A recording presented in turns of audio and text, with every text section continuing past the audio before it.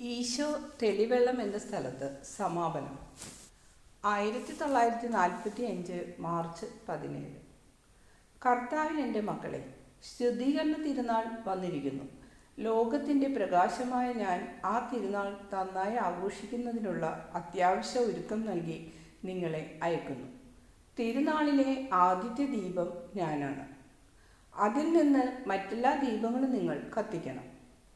ആദ്യത്തെ ദീപം സ്വയം കത്തിക്കാൻ നിർവാഹമില്ലാത്തവൻ അനേക ദീപങ്ങൾ കത്തിക്കുന്നു എന്ന് അഭിനയിക്കുന്നത് വെറും വിഡിത്തമായിരിക്കും. പരിപൂർണതയുടെ അടിസ്ഥാനമാകുന്ന 10 പ്രമാണങ്ങൾ അവഗണിച്ച് മറ്റു ശ്രമകരമായ കാര്യങ്ങൾ ചെയ്ത് സ്വന്തം പരിപൂർണത ആരംഭിക്കുന്നു എന്ന് നടിക്കുന്നവൻ അതിലേറെ വിഡ്ഢിയായിരിക്കും. മക്കബായക്കാരുടെ പുസ്തകത്തിൽ നമ്മൾ ഇങ്ങനെ വായിക്കുന്നു: യൂദായും അവൻ്റെ ആളുകളും ദൈവത്തിൻ്റെ സംരക്ഷണയിൽ ദേവാലയവും പട്ടണവും വീണ്ടെടുത്തു. അനന്തരം അന്യദൈവങ്ങൾക്കായി നിർമ്മിക്കപ്പെട്ടിരുന്ന അൾത്താരകളും ആലയങ്ങളും നശിപ്പിച്ചു. പിന്നീട് വേറൊരു ബലിപീഠം പണിതു, തീക്കല്ലുരച്ച് തീയുണ്ടാക്കി, ബലികൾ അർപ്പിച്ചു, കുന്തിരിക്കം ധൂപിച്ചു, ദീപങ്ങൾ കൊളുത്തി, ബലിയപ്പം കാഴ്ചവെച്ചു. അനന്തരം എല്ലാവരും സാഷ്ടാംഗ പ്രണാമം ചെയ്തു. ഒരിക്കലും പാപം ചെയ്യാതിരിക്കാനുള്ള അനുഗ്രഹത്തിനായി കർത്താവിനോട് പ്രാർത്ഥിച്ചു. ബലഹീനത കൊണ്ട് വീണ്ടും പാപത്തിൽ വീണു പോകാനിടയായാൽ തങ്ങളോട് കരുണയായിരിക്കണമേ എന്നും പ്രാർത്ഥിച്ചു. അത് സംഭവിച്ചത് ചിസ്ലേവ് മാസത്തിൻ്റെ 25-ാം ദിവസമാണ്. ഈ പറഞ്ഞ കാര്യങ്ങൾ ജീവിതത്തെ എങ്ങനെ ബാധിക്കുന്നു എന്ന് നോക്കാം. കാരണം ഇസ്രയേലിൻ്റെ ചരിത്രത്തിലെ ഓരോ വാക്കിനും ആധ്യാത്മികമായ അർത്ഥമുണ്ട്. ജീവിതം എപ്പോഴും ഒരു പാഠമാണ്. ഇസ്രയേലിൻ്റെ ചരിത്രം നമ്മുടെ ഭൗമിക ജീവിതത്തിന് മാത്രമല്ല, നിത്യതയെ നേടിയെടുക്കുന്നതിനുള്ള പാഠമാണ്. അജ്ഞാനികളുടെ ബലിപീഠങ്ങളും ആലയങ്ങളും അവർ തകർത്തു. ആദ്യത്തെ പ്രവൃത്തി അതായിരുന്നു. സത്യദൈവത്തിൻ്റെ സ്ഥാനത്തുള്ള അനേകം ദേവന്മാരുടെ കാര്യം പറഞ്ഞപ്പോൾ നിങ്ങൾ ചെയ്യണമെന്ന് ഞാൻ ആവശ്യപ്പെട്ട കാര്യം തന്നെ. ജഡികാസക്തി, സ്വർണത്തോടുള്ള ആഗ്രഹം, അഹങ്കാരം, മറ്റു പ്രധാന തിന്മകൾ ഇവ ആത്മാവിനെ മലിനമാക്കുകയും കൊല്ലുകയും ചെയ്യുന്നു. ശരീരത്തെ മരണത്തിലേക്കും ദൈവശിക്ഷയിലേക്കും നയിക്കുന്ന ഇവ വിഗ്രഹ ആരാധനയാണ്. വിശ്വാസികളെ ഞെരുക്കുന്ന എണ്ണമില്ലാത്ത കർമ്മവിധികൾ കൊണ്ട് നിങ്ങളെ ഞാൻ ഭാരപ്പെടുത്തിയില്ല. ശരിക്കുള്ള നിയമങ്ങളെ തടഞ്ഞു വയ്ക്കുന്ന കോട്ടയാണിവ. ബാഹ്യമായ അനേകം വിലക്കുകൾ കൽപ്പിച്ച് യഥാർത്ഥ നിയമങ്ങൾ ഞെരുക്കപ്പെടുകയും ഒളിച്ചു വയ്ക്കപ്പെടുകയും ചെയ്യുന്നു. തന്നിമിത്തം വ്യക്തമായ, ഒട്ടും പതറാത്ത ദൈവത്തിൻ്റെ പരിശുദ്ധമായ സ്വരം വിശ്വാസികൾ കേൾക്കാതാകുന്നു. കർത്താവ് അരുളി ചെയ്യുന്നു: ശപിക്കരുത്, വിഗ്രഹങ്ങളെ ആരാധിക്കരുത്, തിരുനാളുകൾ അശുദ്ധമാക്കരുത്, മാതാപിതാക്കളെ നിന്ദിക്കരുത്, കൊല്ലരുത്, വ്യഭിചാരം ചെയ്യരുത്, മോഷ്ടിക്കരുത്, കളവ് പറയരുത്, അന്യരുടെ വസ്തുക്കൾ ആഗ്രഹിക്കരുത്, അയൽക്കാരൻ്റെ ഭാര്യയെ മോഹിക്കരുത്. 10 വിലക്കുകളൊന്നും പോലും കൂടുതലില്ല. ആത്മാവിൻ്റെ ആലയത്തിൻ്റെ 10 തൂണുകളാണവ. അവയ്ക്ക് മീതെയായി ഏറ്റവും വിശുദ്ധമായ പ്രമാണം തനി സ്വർണം പോലെയുള്ള സ്നേഹത്തിൻ്റെ പ്രമാണം. ദൈവത്തെ സ്നേഹിക്കുക, നിന്റെ അയൽക്കാരനെയും സ്നേഹിക്കുക. ദേവാലയത്തിൻ്റെ മകുടമാണത്. തൂണുകളെ സംരക്ഷിക്കുന്നത് അതാണ്. നിർമ്മാതാവിൻ്റെ മഹത്തായ നേട്ടമാണത്. സ്നേഹം കൂടാതെ ഈ 10 കൽപ്പനകൾ അനുസരിക്കാൻ കഴിയുകയില്ല. സ്നേഹമില്ലെങ്കിൽ തൂണുകളെല്ലാമോ ഒരുപക്ഷെ ചിലതോ വീണുപോകും. ദേവാലയം ഭാഗികമായോ പൂർണ്ണമായോ തകർന്നു പോകും. എങ്ങനെയായാലും ഏറ്റവും പരിശുദ്ധനായവനെ സ്വീകരിക്കാൻ പര്യാപ്തമല്ലാത്തൊരു നാശകൂമ്പാരമായിരിക്കും എന്നേക്കും അത്. ഞാൻ നിങ്ങളോട് പറയുന്നത് നിങ്ങൾ ചെയ്യൂ. 3 ദുരാശകളെയും തകർക്കുക. നിങ്ങളുടെ തിന്മകൾക്ക് അതാതിൻ്റെ പേര് തന്നെ കൊടുക്കുന്നതിൽ നിങ്ങൾ ആത്മാർത്ഥതയുള്ളവരാകും. ഇത് ചെയ്യരുത്, അത് ചെയ്യരുത് എന്ന് നിങ്ങളോട് കൽപ്പിക്കുന്ന ദൈവത്തിൻ്റെ ആത്മാർത്ഥത പോലുള്ള ആത്മാർത്ഥത നിങ്ങൾക്കുണ്ടാകണം. ദൈവത്തെക്കാൾ കൂടുതലായി മറ്റെന്തിനെങ്കിലും അതെന്ത് സ്നേഹമെങ്കിലും ആയിക്കൊള്ളട്ടെ, സ്നേഹിക്കുന്നവൻ വിഗ്രഹ ആരാധകനാണ്. ദൈവത്തിൻ്റെ ദാസനാണെന്ന് പറഞ്ഞത് അവിടത്തോട് പ്രാർത്ഥിക്കുകയും എന്നാൽ ദൈവത്തെ അനുസരിക്കാതിരിക്കുകയും ചെയ്യുന്നവൻ ദൈവത്തിൻ്റെ എതിരാളിയാണ്. അത്യാഗ്രഹം നിമിത്തം സാബത്ത് ദിവസം ജോലി ചെയ്യുന്നവർ വിശ്വസിക്കാൻ കൊള്ളരുതാത്തവനും ധിക്കാരിയും ദൈവനിന്ദയുള്ളവരും ആകുന്നു. ദൈവത്തിന് നൽകിയെന്നുള്ള നാട്യത്തിൽ മാതാപിതാക്കളെ സഹായിക്കാത്തവനെ ദൈവം വെറുക്കുന്നു. മാതാപിതാക്കന്മാരെ തൻ്റെ തന്നെ പ്രതിച്ഛായയായി ഭൂമിയിൽ ഏർപ്പെടുത്തിയിരിക്കുന്നത് ദൈവമാണ്. ജീവൻ അപഹരിക്കുന്നവൻ എപ്പോഴും കൊലപാതകിയാണ്. വ്യഭിചാരം ചെയ്യുന്നവൻ എപ്പോഴും ജഡികാസക്തിയുള്ളവനാണ്. മോഷ്ടിക്കുന്നവൻ എപ്പോഴും കള്ളനാണ്. കളവ് പറയുന്നവൻ എപ്പോഴും നികൃഷ്ടനായിരിക്കും. തൻ്റെ സ്വന്തമല്ലാത്തത് ആഗ്രഹിക്കുന്നവൻ എപ്പോഴും അത്യാഗ്രഹിയായി വെറുപ്പുളവാക്കുന്ന കൊതിയനാണ്. വിവാഹക്കിടക്കയെ അശുദ്ധമാക്കുന്നവൻ എപ്പോഴും അഴുക്ക് നിറഞ്ഞവനാണ്. ഇവ ഇങ്ങനെ തന്നെയാണ്. സ്വർണ്ണക്കാളക്കുട്ടിയെ പ്രതിഷ്ഠിച്ചു കഴിഞ്ഞപ്പോൾ ദൈവകോപമുണ്ടായി. സോളമൻ വിഗ്രഹാരാധന നടത്തിക്കഴിഞ്ഞപ്പോൾ ഇസ്രയേലിൽ ഭിന്നതയുണ്ടായി. അവരെ അത് ബലഹീനരാക്കി. നമുക്ക് ഇപ്പോഴുള്ള ദൗർഭാഗ്യങ്ങളും അരൂപിയുടെ തകർച്ചയും ദേശീയ വിപത്തുകളും എല്ലാം ഉണ്ടായത് ഗ്രീക്ക് തത്വങ്ങൾ സ്വീകരിച്ച് നടപ്പാക്കുകയും മറ്റും ചെയ്തതിനു ശേഷമാണ്.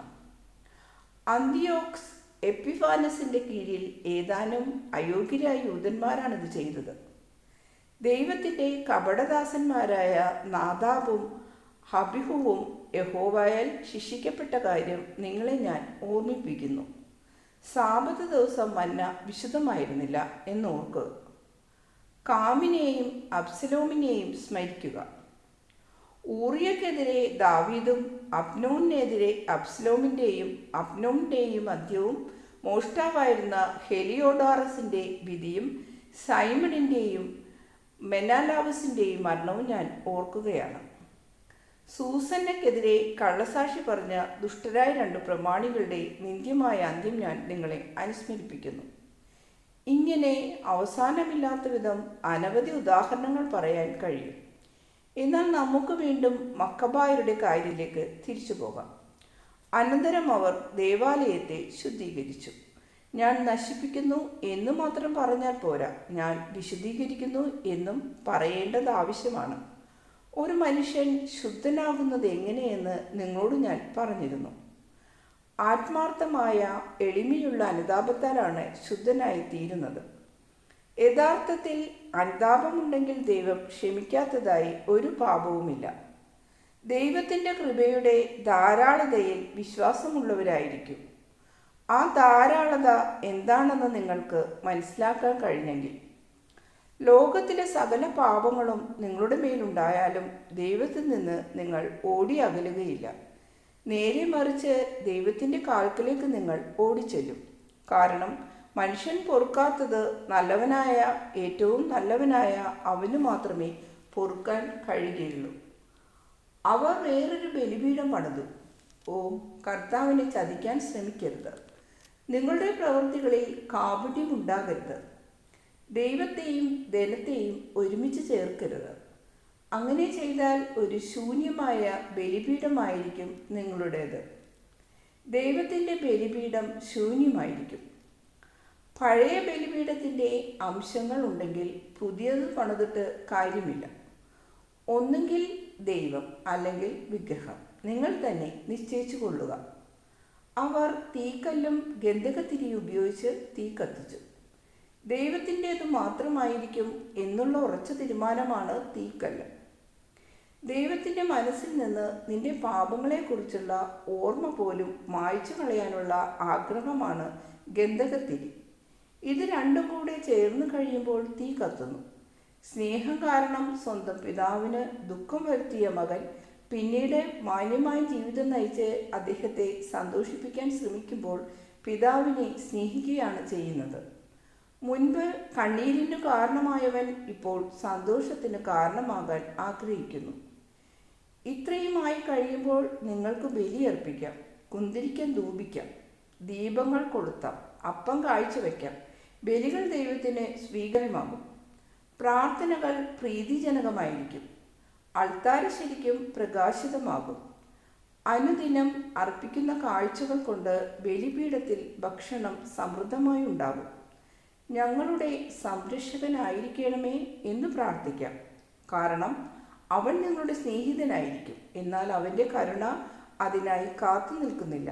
നിന്റെ ആഗ്രഹം മുൻകൂട്ടി കാണുന്നു. ആ കാരുണ്യവും നിന്നോട് പറയുന്നു. പ്രതീക്ഷയുള്ളവനായിരിക്കൂ. ഞാൻ നിന്നോട് പറയുന്നു, ദൈവം നിന്നോട് ക്ഷമിക്കുന്നു. കർത്താവിൻ്റെ പക്കലേക്ക് വരിക. നിങ്ങളുടെ മധ്യേ ഒരു ബലിപീഠം ഇപ്പോൾ തന്നെയുണ്ട്, പുതിയ ബലിപീഠം. പ്രകാശത്തിൻ്റെയും പാപപ്പൊറുതിയുടെയും അരുവികൾ അതിൽ നിന്നും പുറപ്പെടുന്നു. തൈലം പോലെ അത് പടരുന്നു, സുഖപ്പെടുത്തുന്നു, നവജീവൻ നൽകുന്നു. അതിൽ നിന്നും വരുന്ന വചനത്തിൽ വിശ്വസിക്കുക. നിങ്ങളുടെ പാപങ്ങളെ ഓർത്ത് എന്നോടുകൂടെ കരയുക. ദേവാലയ ഗീതം നയിക്കുന്ന ലേവായനെ പോലെ നിങ്ങളുടെ വിലാപം എൻ്റെ ശബ്ദത്തോടൊപ്പം ഉണ്ടായിരുന്നാൽ അത് നിരാകരിക്കപ്പെടുകയില്ല. ഞാൻ നിങ്ങളോടൊപ്പമാകാൻ എന്നെ തന്നെ താഴ്ത്തുന്നു. ശരീരത്തിൽ മനുഷ്യരുടെ സഹോദരനാണ്, അരൂപിയിൽ പിതാവിൻ്റെ ഏകജാതനാണ്. നിങ്ങൾക്ക് വേണ്ടിയും നിങ്ങളോട് ചേർന്ന് ഞാൻ പറയുന്നു, മനുഷ്യവംശം വീണു കിടക്കുന്ന അഗാധത്തിൽ നിന്നും കർത്താവ് ഞാൻ അങ്ങയോട് നിലവിളിക്കുന്നു. തന്നെ തന്നെ നോക്കി നെടുവീർപ്പിടുന്നവൻ്റെ ശബ്ദം ശ്രദ്ധിക്കണമേ. എൻ്റെ വാക്കുകൾക്ക് നീ ചെവിയടച്ച് കളയരുതേ. ഓ ദൈവമേ, എന്നെ തന്നെ കാണുമ്പോൾ ഞാൻ ഭയപ്പെട്ടു പോകുന്നു. എൻ്റെ ദൃഷ്ടിയിൽ ഞാൻ ഭയം ജനിപ്പിക്കുന്നവനാണ്. നിന്റെ ദൃഷ്ടിയിൽ ഞാൻ എന്തായിരിക്കും? ഓ കർത്താവേ, എൻ്റെ അപരാധങ്ങൾ അങ്ങ് നോക്കരുതേ. കാരണം അങ്ങേ സന്നിധിയിൽ എനിക്ക് നിൽക്കാൻ കഴിയുകയില്ല. എൻ്റെ മേൽ കരുണയായിരിക്കണമേ. അങ്ങ് കരുണയാണെന്ന് അരുളി ചെയ്തിട്ടുണ്ടല്ലോ. അങ്ങേ വാക്കു ഞാൻ വിശ്വസിക്കുന്നു. മുറിവേറ്റ് നിരാശപ്പെട്ടിരിക്കുന്ന എൻ്റെ ആത്മാവ് നിന്റെ വാഗ്ദാനങ്ങളിൽ പ്രത്യാശ അർപ്പിക്കുന്നു. പ്രഭാതം മുതൽ പ്രദോഷം വരെയും എൻ്റെ യൗവനം മുതൽ വാർദ്ധക്യം വരെയും അങ്ങിൽ ഞാൻ പ്രത്യാശ വയ്ക്കുന്നു. ദാവീദ് വ്യഭിചാരവും കൊലപാതകവും ചെയ്തു. ദൈവം അതിനെ അദ്ദേഹത്തെ ശാസിച്ചു.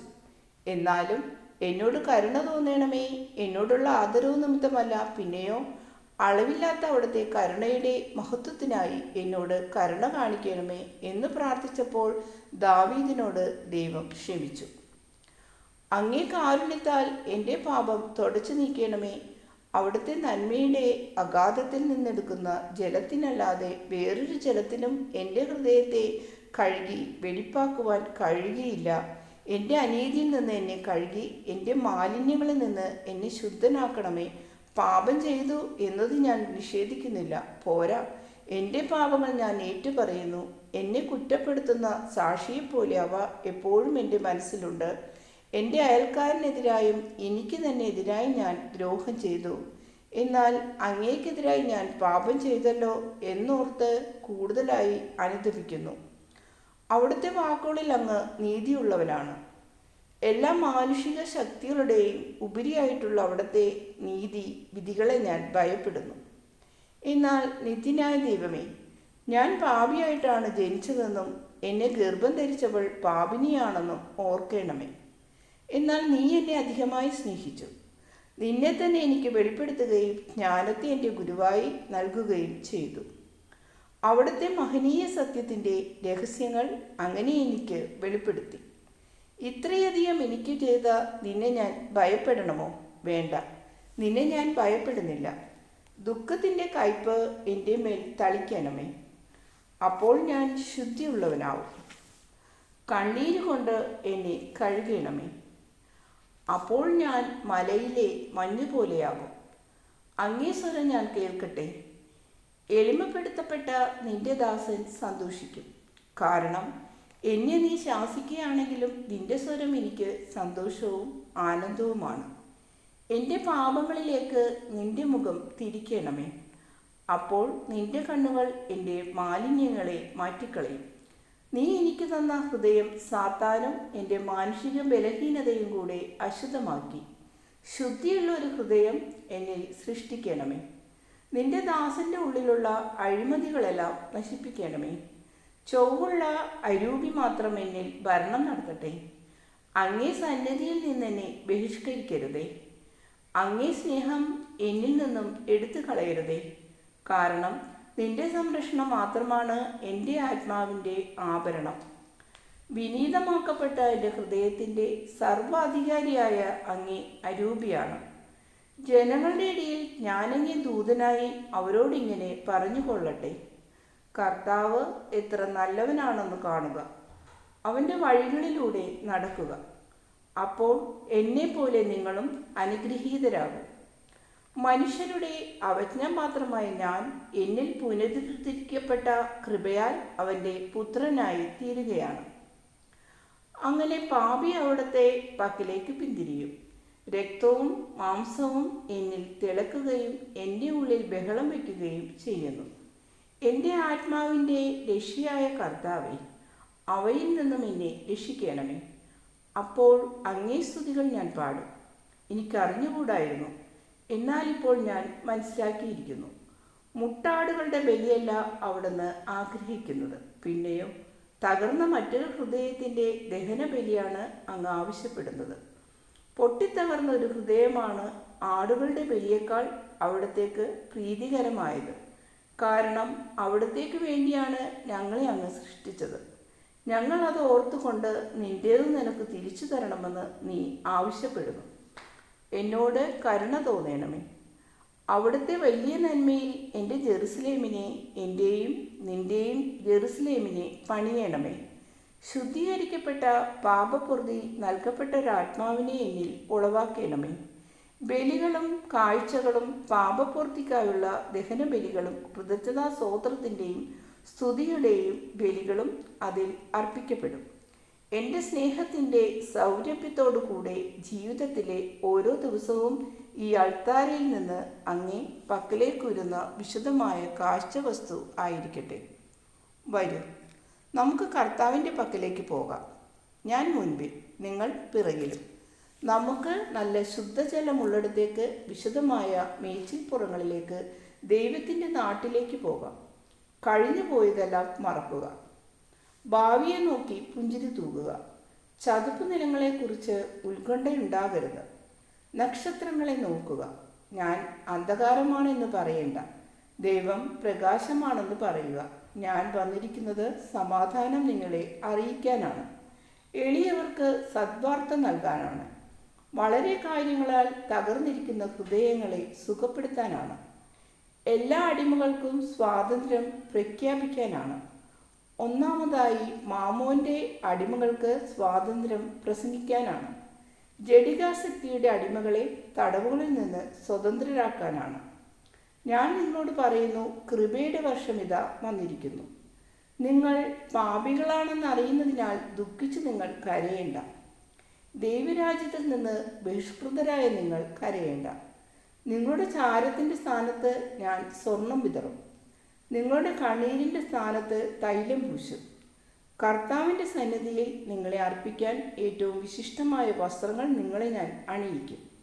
കർത്താവിനോട് ഞാൻ പറയും, അന്വേഷിച്ച് കണ്ടെത്തുവാൻ നീ എന്നെ നിയോഗിച്ച ആടുകളിതാ. ഞാൻ അവയെ കണ്ടു. എല്ലാ സ്ഥലങ്ങളിൽ നിന്നും അവയെ ഒരുമിച്ച് കൂട്ടി എണ്ണി നോക്കി. വഴിതെറ്റിപ്പോയവയെ തേടിപ്പിടിച്ച് അവയെയും മഴയിൽ നിന്നും മഞ്ഞിൽ നിന്നും രക്ഷിച്ച് അങ്ങേ പക്കൽ എത്തിച്ചിരിക്കുന്നു. എല്ലാ ജനങ്ങളുടെയും ഇടയിൽ നിന്ന് അവയെ ശേഖരിച്ചു, എല്ലാ ദേശങ്ങളിൽ നിന്നും ഒരുമിച്ച് കൂട്ടി. ഭൂമിയിലെ ഒരു സ്ഥലത്തേക്കല്ല അവരെ നയിക്കുന്നത്, നീ അവർക്കായി ഒരുക്കിയിരിക്കുന്ന സ്വർഗീയ ഗിരിശൃംഖങ്ങളിലേക്കാണ്. അവിടെയെല്ലാം ഫലഭൂയിഷ്ടമാണ്, സുന്ദരമാണ്, പ്രകാശമാണ്. അവിടെ സ്വർഗീയ ആനന്ദത്തിൻ്റെ അരുവികളിൽ നിന്നെ കണ്ട് സംതൃപ്തരായിരിക്കുന്നവരുടെ അടുത്തേക്ക്, നീ സ്നേഹിക്കുന്ന അരൂപികളുടെ അടുക്കലേക്കാണ് അവരെ നയിക്കുന്നത്. മുറിവേറ്റവരെ ഞാൻ അന്വേഷിച്ചു, പരിക്കേറ്റവരെ ഞാൻ സുഖപ്പെടുത്തി, ശക്തിയില്ലാത്തവരെ കൂടുതൽ പരിപാലിച്ചു. ഒന്നിനെ പോലും ഞാൻ അവഗണിച്ചില്ല. ജഡമോഹങ്ങളാവുന്ന ചെന്നായ്ക്കൾ കടിച്ചു പറിച്ച ഒന്നിനെ പ്രിയപ്പെട്ട ഒരു നുഖം പോലെ ഞാൻ തോളിലേറ്റി ചുമന്ന് അങ്ങേ പാദത്തിലേക്ക് കൊണ്ടുവന്നു. അവൾക്ക് നടക്കാൻ കഴിയുന്നില്ല, അങ്ങേ വാക്കുകൾ അവൾക്കറിയില്ല. ഇച്ഛാഭംഗവും പുരുഷന്മാരും ഓടിച്ചുവിടുന്ന ഒരു പാവപ്പെട്ട ആത്മാവാണവൾ. വിറയ്ക്കുകയും വിലപിക്കുകയും ചെയ്യുന്ന അവൾ തീരത്തടിഞ്ഞ് തകരുന്ന ഒരു തിര പോലെയാണ്. ആഗ്രഹത്തോടെ അവൾ മുന്നോട്ടേക്ക് വരുന്നു. എന്നാൽ അവളെക്കുറിച്ച് തന്നെയുള്ള അറിവ് അവളെ പിന്നിലേക്ക് ഓടിക്കുന്നു. സ്നേഹമുള്ള പിതാവേ, അവിടുത്തെ ഹൃദയം അവൾക്കായി തുറക്കണമേ. നഷ്ടപ്പെട്ട ഈ സൃഷ്ടി അതിൽ സമാധാനം കണ്ടെത്തട്ടെ. വരൂ, നീ എൻ്റേതാണ് എന്ന് അവളോട് പറയൂ. അവൾ ലോകം മുഴുവൻ്റെയുമായിരുന്നു, എന്നാൽ അവൾ അതിനെ വെറുക്കുന്നു, അതിനെ ഭയപ്പെടുകയും ചെയ്യുന്നു. അവൾ പറയുന്നു, എല്ലാ യജമാനന്മാരും അഴുക്കിൻ്റെ വീരന്മാരാണ്. എന്നാൽ അവൾ ഇങ്ങനെ പറയാനിടയാകട്ടെ, എൻ്റെ ഈ രാജാവ് ഞാൻ പിടിക്കപ്പെട്ടു എന്നതിലുള്ള സന്തോഷം എനിക്ക് നൽകുന്നു. സ്നേഹം എന്താണെന്ന് അവൾക്ക് അറിഞ്ഞുകൂടാ. എന്നാൽ നീ അവളെ സ്വീകരിക്കുമെങ്കിൽ ഈ സ്വർഗീയ സ്നേഹം ദൈവവും മനുഷ്യൻ്റെ അരൂപിയുമായുള്ള മംഗല്യ സ്നേഹമാണെന്നവൾ പഠിക്കും. അപ്പോൾ ക്രൂരന്മാരായവരുടെയും കൂട്ടത്തിൽ നിന്ന് സ്വതന്ത്രയാക്കപ്പെട്ട ഒരു പക്ഷിയെപ്പോലെ അവൾ ഉയരങ്ങളിലേക്ക്, കൂടുതൽ ഉയരങ്ങളിലേക്ക് പറന്ന് അങ്ങേ പക്കലേക്ക്, സ്വർഗത്തിലേക്ക്, സന്തോഷത്തിലേക്കും മാംഗല്യത്തിലേക്കും പ്രവേശിച്ച് ഇങ്ങനെ പാടും: ഞാൻ അന്വേഷിച്ചയാളെ ഞാൻ കണ്ടെത്തിയിരിക്കുന്നു. എൻ്റെ ഹൃദയത്തിന് വേറെ ഒരാഗ്രഹവുമില്ല. എന്നേക്കും വാഴ്ത്തപ്പെട്ടവനായ നിത്യനായ കർത്താവേ, ഞാൻ അങ്ങയിൽ വിശ്രമിക്കുകയും ആനന്ദിക്കുകയും ചെയ്യുന്നു. പോയിക്കൊള്ളൂ. ഒരു പുതിയ അരൂപിയോടുകൂടി ശുദ്ധീകരിക്കപ്പെട്ടപ്പോൾ ആഘോഷിക്കും. ദൈവത്തിൻ്റെ പ്രകാശം നിങ്ങളുടെ ഉള്ളിൽ പ്രകാശിക്കട്ടെ. ഈശോയുടെ പ്രസംഗത്തിൻ്റെ അവസാനം സാധാരണയിൽ കവിഞ്ഞ് വിചാരിക്കാൻ കഴിയുന്നതിലധികം ശക്തിമത്തായിരുന്നു. പ്രകാശമാനമായ ആ മുഖത്ത് തിളങ്ങുന്ന കണ്ണുകൾ, ആ പുഞ്ചിരിയും സ്വരവും ഇതിനു മുമ്പൊരിക്കലും കണ്ടിട്ടില്ലാത്ത വിധം അത്ര ശാന്തത നിറഞ്ഞവ. ആളുകൾ ഈശോയിലേക്ക് ആകൃഷ്ടരായി അനങ്ങാതെയിരിക്കുന്നു. ഈശോ ആവർത്തിച്ചു പറയുന്നു: പോയിക്കൊള്ളൂ, സമാധാനം നിങ്ങളോടുകൂടെ. തീർത്ഥാടകർ അപ്പോൾ പരസ്പരം സംസാരിച്ചുകൊണ്ട് പോകാൻ തുടങ്ങുന്നു.